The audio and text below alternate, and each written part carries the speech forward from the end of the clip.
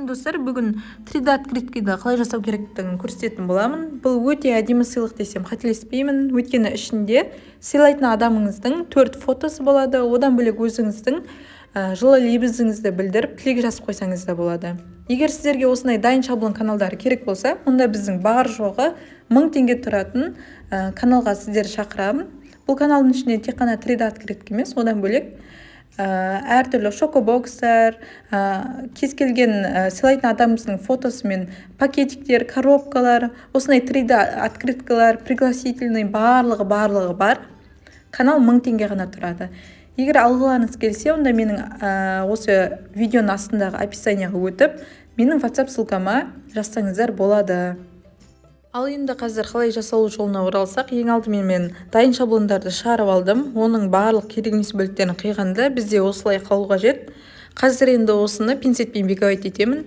Беговать еткенде сіздер үшкір затты пайдаланбаңыздар, өйткені ол шаблонды жырт жіберуі мүмкін.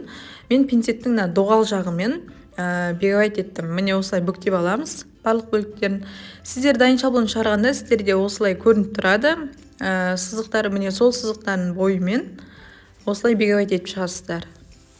Сызықтың бойымен барлығын беговать етіп болғаннан кейін қазір енді бұны бүктейтін боламыз. Бүктегенде өздеріңіз видеодан көріп тұрғандарыңызда екі қанатын мен ішке қарай майыстырып жатырмын. Қазір осы бөлікке суретті жапсыратын боламыз. Сурет тұрған шаблонды да қазір бүктейтін боламыз. Дәл видеодағыдай бүктеңіздер, ато сіздерде шаблон шықпай қалады. Енді осы суретті үлкен шаблонға жапсырамыз. Ол үшін бізге 90 скотч қажет. Оны кішкентай төртбұрышты қылып кесіп алып, ең алдымен жоғары бөлігінен, содан соң осылай астыңғы бөлігіне жапсырасыздар. Егер орындарын ауыстырып қоятын болсаңыздар, онда сіздерде открытка шықпай қалады. Міне дәл осылай жапсырыңыздар, біркелкі етіп. Және көп адам осы открытканы жабатын кезде қиналады. Міне осы жағынан майыстырсаңыздар оңай жабылынады. Енді қазір сыртқы шаблонын жабыстыратын боламыз. Ол үшін тағы да 90 скотч қажет. Осылай 3 бөлігіне жабыстырып шығасыздар. Қазір енді сыртқы шаблонын бір-бірімен беттестіріп осылай жабыстырып жібереміз. Өте мұқият болыңыздар. Дәл осылай астыңғы бөлігінде дәл солай жабыстырасыздар.